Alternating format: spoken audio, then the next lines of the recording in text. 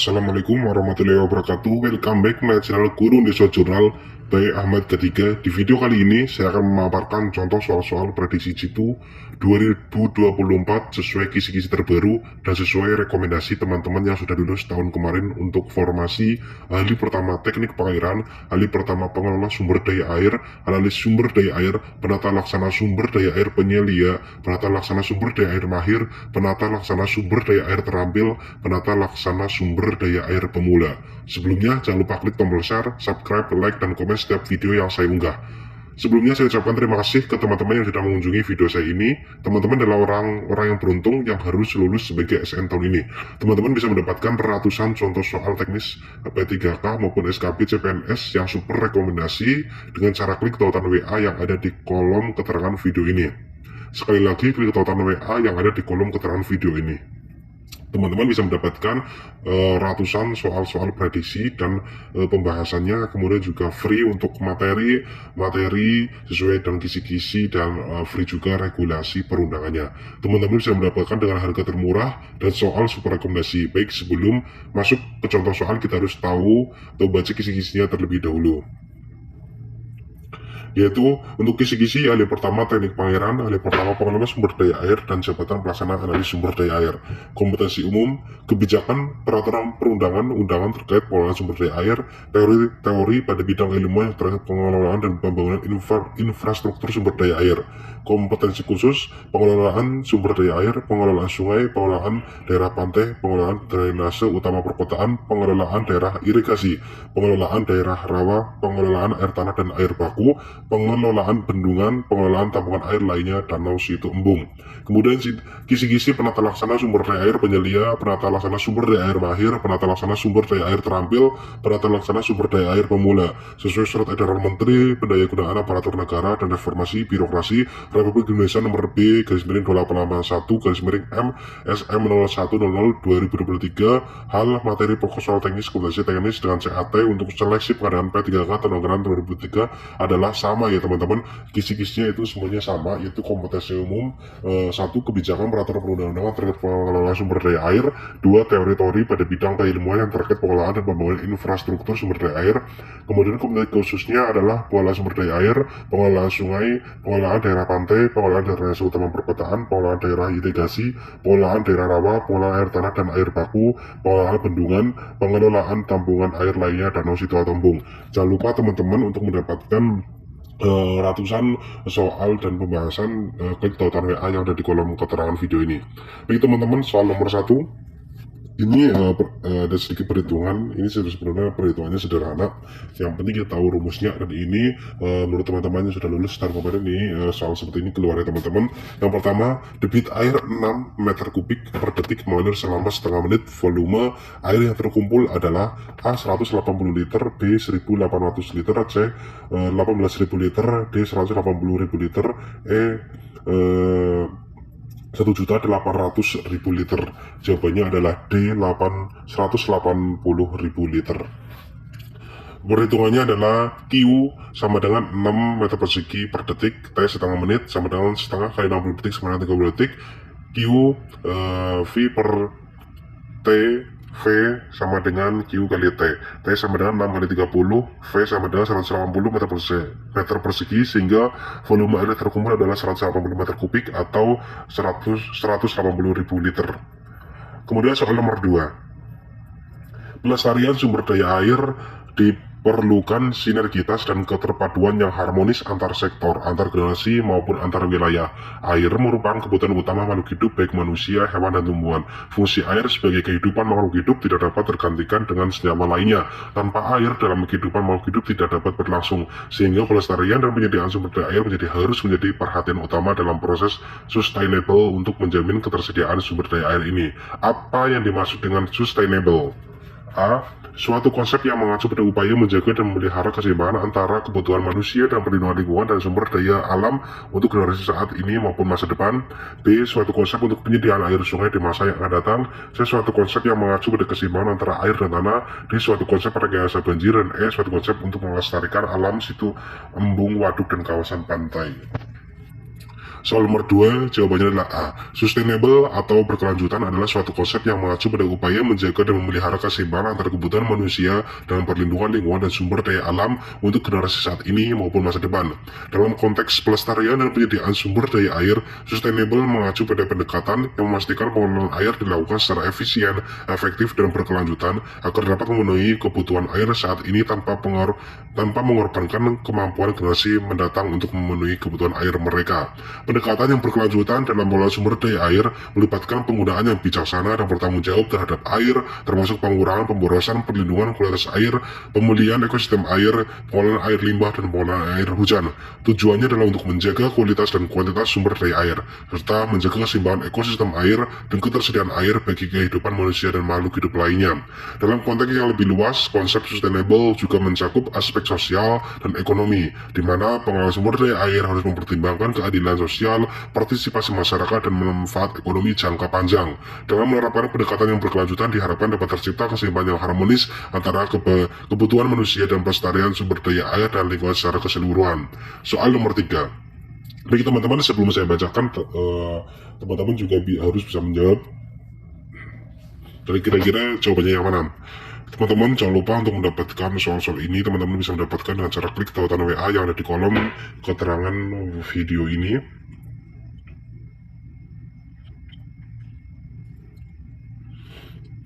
Nanti teman-teman bisa mendapatkan dengan harga termurah dan free materi serta free regulasi perundangan terkait jabatan.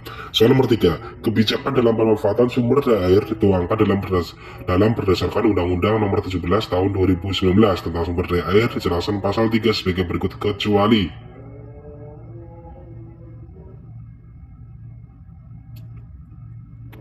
A. Memberikan perlindungan dan menjamin pemenuhan hak rakyat atas air. B. Menjamin keberlanjutan ketersediaan air dan sumber air agar memberikan manfaat secara adil bagi masyarakat. C. Menjamin pelestarian fungsi anggaran pembangunan sumber daya air untuk menunjang keberlangsungan pembangunan.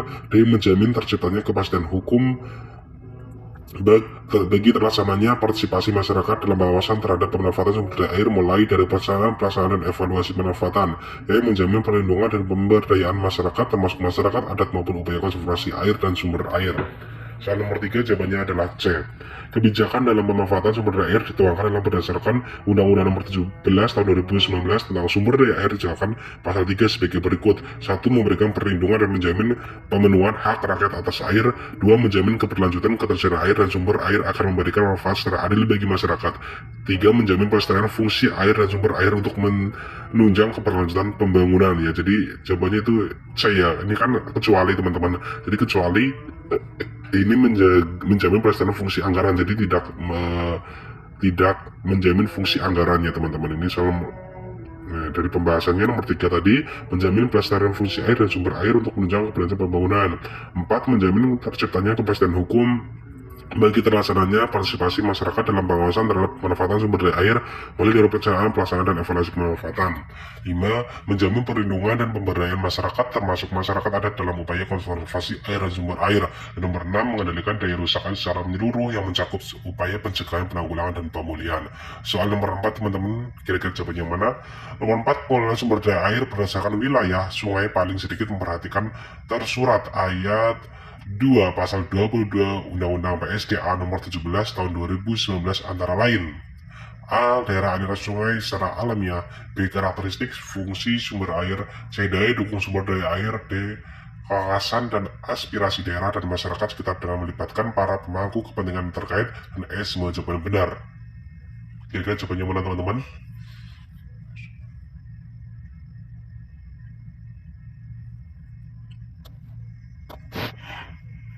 Nomor 3 jawabannya adalah E. Semua jawaban benar. Prasarana sumber daya air adalah bangunan air beserta bangunan lain yang menunjang kegiatan pengelolaan sumber daya air, baik langsung maupun tidak langsung.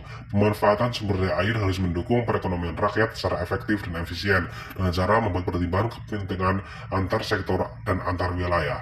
Pengendalian pencemaran sumber daya air, terutama untuk sumber air tanah, sungai, dan danau. Efisiensi dan efektivitas penggunaan air untuk irigasi harus ditingkatkan dengan cara mengutamakan pemeliharaan, kegiatan operasi, peningkatan kerja, serta rehabilitasi daripada pembangunan irigasi yang baru. Sistem irigasi dan rawa harus dikembangkan sehingga dapat membantu produktivitas di bidang pertanian, meningkatkan ketahanan dalam menyejahterakan petani. Pola pengelolaan sumber daya air adalah kerangka dasar dalam merencanakan, melaksanakan, memantau, dan mengevaluasi kegiatan konservasi sumber daya air, pendayagunaan sumber daya air, dan pengendalian daya rusak air. Sumber daya air dikuasai oleh negara dan dipergunakan untuk sebesar-besar kemakmuran rakyat. Pasal 5 Undang-Undang PSDA nomor 17 tahun 2019. Negara menjamin hak rakyat atas air guna memenuhi kebutuhan pokok minimal sehari-hari bagi kehidupan yang sehat dan bersih dengan jumlah yang cukup, kualitas yang baik, aman, terjaga, berlangsungan, dan terjangkau. Pasal 6 Undang-Undang PSDA nomor 17 tahun 2019. Sumber daya air dapat dimiliki dan atau dikuasai oleh perseorangan, kelompok masyarakat, atau badan usaha. Pasal 7 Undang-Undang PSDA nomor 17 tahun 2019. Pengelolaan sumber daya air berdasarkan wilayah sungai paling sedikit memperhatikan tersurat ayat 2 pasal 22 Undang-Undang PSDA nomor 17 tahun 2019 antara lain: 1. Daerah aliran sungai secara alamiah. 2. Karakteristik fungsi sumber air. 3. Daya dukung sumber daya air. 4. Kekasan dan aspirasi daerah dan masyarakat sekitar dalam melibatkan para pemangku kepentingan terkait. 5. Kemampuan pendanaan. 6. Perubahan iklim. 7. Konservasi sumber daya alam hayati dan ekosistemnya. 8. Pengembangan teknologi. Dan 9. Jumlah dan penyebaran penduduk serta proyeksi pertumbuhannya. Soal nomor 5, teman-teman. Debit air adalah 25 cm per detik, sedangkan volume wadah yang diisi air adalah 314 cm kubik. Itulah berapa waktu yang diperlukan untuk mengisi penuh wadah tersebut. Nah, ini juga menurut teman-teman ini soal seperti ini keluar teman-teman untuk soal-soal tahun lalu ya. Ini sebenarnya sederhana juga kalau memang sudah tahu rumus ya. A 10 detik, B 12,5 detik, C 15 detik, D 17,5 detik, E 20 detik. Jawabannya adalah B. Untuk menghitung waktu yang diperlukan, kita perlu membagi volume wadah dengan debit airnya. Q sama dengan V per T, T sama dengan V per Q, T sama dengan 315 dibagi 25, T sama dengan 12,5 detik. Sehingga waktu yang diperlukan untuk mengisi wadah sebesar 315 cm kubik dengan debit air 25 cm kubik per detik adalah 12,5 detik. Soal nomor 6. Dalam perencanaan di bidang sumber daya air, seringkali diperlukan data debit banjir, rencana yang realistis. Banjir rencana dalam periode ulang tertentu dapat dihitung dan data debit banjir atau data hujan. Apalagi apabila data debit banjir tersedia cukup panjang, lebih dari 20 tahun, debit banjir dapat langsung dihitung dengan metode A. Analisis probabilitas, B. Analisis spontanitas, C. Analisis hidrologi, D. Superposisi hidrograf satuan, E. Analisa eliminasi dan substitusi data. Jawabannya adalah A. Metode analisis probabilitas digunakan untuk menghitung debit banjir karena metode ini memungkinkan kita untuk menentukan probabilitas terjadinya suatu peristiwa di masa depan berdasarkan data historis. Dalam hal ini, data historis debit banjir lebih dari 20 tahun digunakan untuk menghitung debit banjir rencana. Analisis probabilitas ini sering digunakan dalam analisis frekuensi debit banjir. Dengan metode ini, debit banjir rencana dihitung menggunakan data harian, maksimum tahunan, yang dianalisis menggunakan analisis frekuensi dan metode probabilitas. Tujuan dari penelitian ini adalah menghitung debit banjir rencana dan tinggi banjir rencana. Dengan demikian, metode analisis probabilitas memberikan alat yang efektif untuk merencanakan penanggulangan bencana banjir dan pengendalian banjir di masa depan berdasarkan data historis. Soal nomor 7, teman-teman. Dalam perencanaan di bidang sumber daya air, seringkali diperlukan data debit banjir rencana yang realistis. Banjir rencana dalam periode ulang tertentu dapat dihitung dan data debit banjir atau data hujan apabila data yang tersedia hanya berupa data hujan dan karakteristik das. Salah satu metode yang disarankan adalah menghitung debit banjir dari data hujan maksimum harian rencana dengan cara A. Analisis probabilitas, B. Analisa spontanitas, C. Analisa hidrologi, D. Superposisi hidrograf satuan, dan E. Analisa eliminasi dan substitusi data. Jawabannya adalah D. Superposisi hidrograf satuan. Metode yang disarankan untuk menghitung debit banjir dari data hujan maksimum harian rencana dan hanya menggunakan data hujan dan karakteristik das adalah metode superposisi hidrograf satuan. Metode superposisi hidrograf satuan digunakan untuk mengestimasi debit banjir dan menggabungkan data hujan dengan karakteristik das.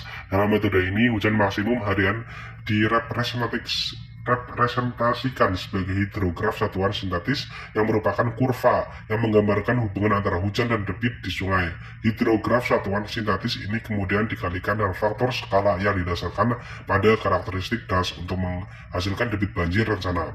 Metode ini berguna ketika data debit banjir tidak tersedia, tapi data hujan dan karakteristik das dapat diakses. Dengan menggunakan metode superposisi hidrografi satuan, kita dapat memperoleh perkiraan debit banjir yang realistis untuk perencanaan di bidang sumber daya air. Soal nomor 8. Sebuah sungai mengalirkan air sebanyak 1000 liter setiap 2 detik. Debit aliran sungai tersebut sebesar 3 detik liter per detik. A 500 liter per detik, B 1000 liter per detik, C 0,5 liter per detik, D 2000 liter per detik, dan E 1500 liter per detik. Soal nomor 8 jawabannya adalah A. Debit air memiliki satuan meter per detik, sehingga debit sungai tersebut adalah sebesar Q 1000 liter per 2 detik. Q sama dengan 500 liter per detik. Ini sebenarnya sederhana banget ya. Ini kalau misalnya tidak tahu juga mungkin bisa cuma orang-orang teman-teman, tapi di sini sebenarnya sederhana banget, cuma Q sama dengan 1000 liter dibagi 2 ya, karena detiknya itu sama dengan 2 detik ya, cuma 1000 dibagi 2 aja. Soal nomor 9. Sebuah bejana berisi es tinggi 100 cm. Jika percepatan gravitasi 10 meter per second persegi, maka besar tekanan hidrostatis pada dasar bejana adalah 0,1 pangkat 4 N per M persegi, 1 pangkat 4 N per meter persegi, 10 pangkat 4 N per meter persegi, 100 pangkat 4 N meter persegi, dan 1000 pangkat 4 N per meter persegi. Jawabannya adalah C, 10 pangkat 4 N per meter persegi. Rho air sama dengan 1000, gravitasi sama dengan 10, H sama dengan 100 cm, atau sama dengan 1 meter. Ditanya pH. Jawaban pH sama Rho kali G kali H, Rho GH. pH sama dengan 1000 kali 10 kali 1, ketemunya 10 pangkat 4 N per meter persegi. Soal nomor 10. Apa yang dimaksud dengan kebijakan pengelolaan air berbasis wilayah?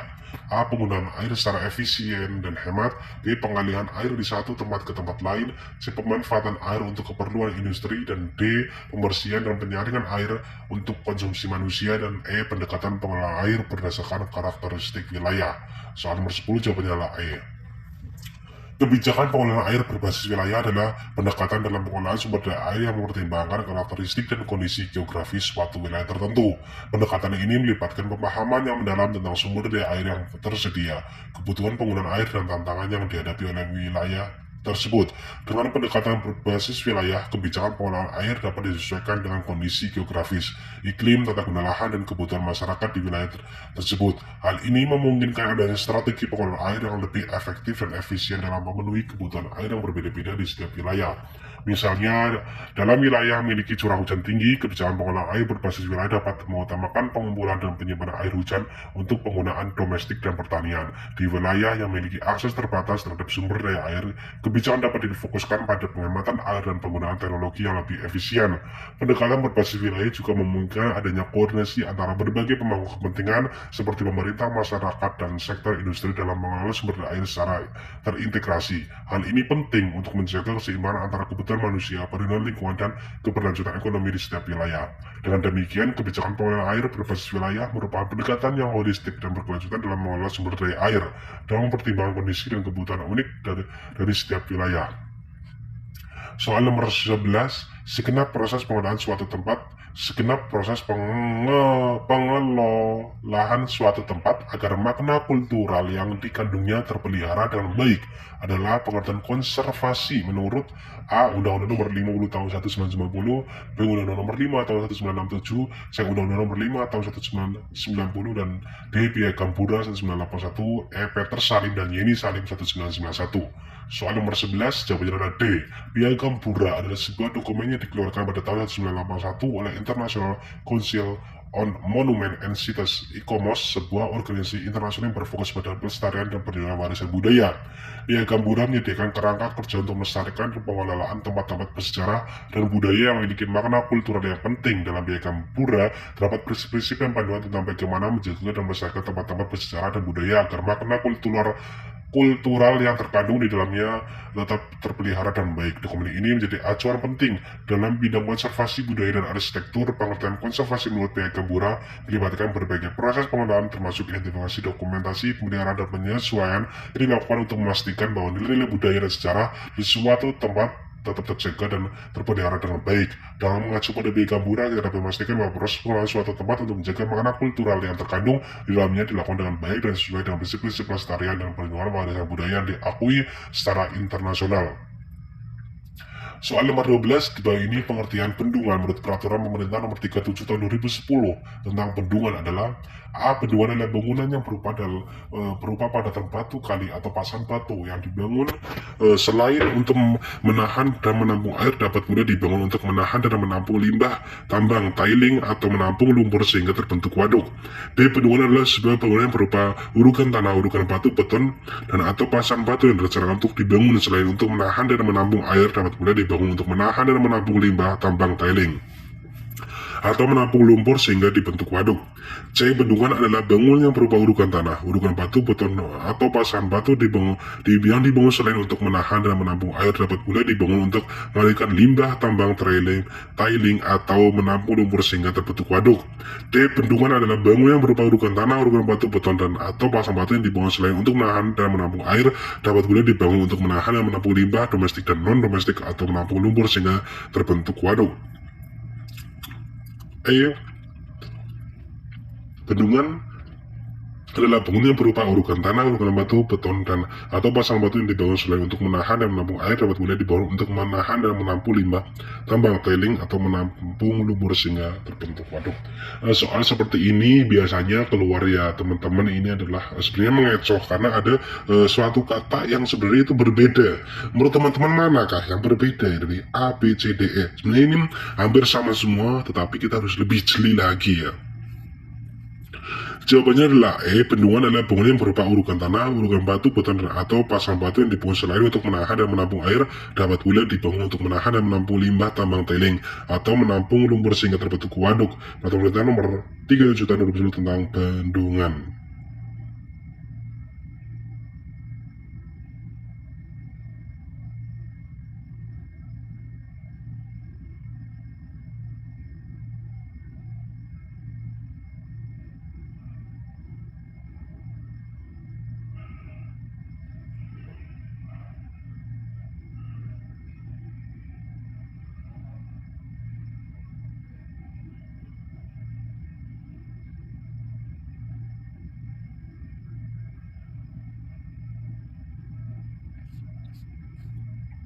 Soal nomor 13, program komputer yang digunakan untuk memodelkan aliran air melalui sistem saluran terbuka dan menghitung profil permukaan air adalah HECRAS, Wirehas, Kisco Basket Tracker, Putih, dan E. Adobe Illustrator. Jawabannya adalah A. Perangkat lunak HECRAS atau Hydrological Engineering Center River Analytic System adalah sebuah program komputer yang digunakan untuk memodelkan aliran air melalui sistem saluran terbuka dan menghitung profil permukaan air. HECRAS banyak digunakan dalam manajemen banjir dan studi asuransi banjir untuk mengevaluasi penyimpangan banjir. Selain itu, HECRAS juga mempermudah dan menganalisis sungai dengan analisis hidrolika. Data hujan yang digunakan oleh input HECRAS bisa didapatkan dengan aplikasi HMS yang fungsinya sebagai analisis hidrologi. Kedua aplikasi tersebut saling berhubungan dan saling melengkapi. Soal nomor 14. Oh ya teman-teman, untuk mendapatkan soal ini ratusan soal prediksi sesuai kisi-kisi dan sesuai dengan rekomendasi teman-teman yang sudah lulus sebelumnya, bisa klik tautan WA yang ada di kolom keterangan video ini, dan teman-teman bisa membelinya dengan harga murah.